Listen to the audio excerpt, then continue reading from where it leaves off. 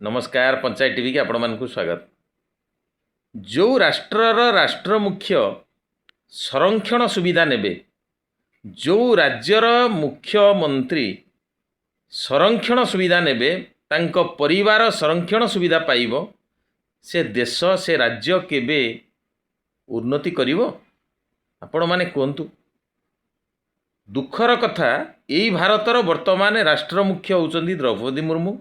तांको परिवार वर्तमान कोटा बा संरक्षण सुविधा नौछि। ओडिशार मुख्यमंत्री होउचंदी मोहन माझी। तांको परिवार वर्तमान कोटा बा संरक्षण सुविधा नौछि।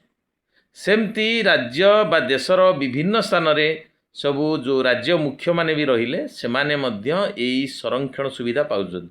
आपण माने कहंतु, सेई संप्रदायर जो माने किछि भी सुविधा पाई नांदी, सेमानंकु एमाने स्वतःप्रभुत निजर संरक्षण सुविधा को निज परिवार ठू सरेंडर करी जो माने पाई नांती सेमानकु दबा उचित ना एमानक परिवार ए बेनिफिट नहीं तंग माने पीढ़ी पर पीढ़ी ए सुविधा पाया दरकार।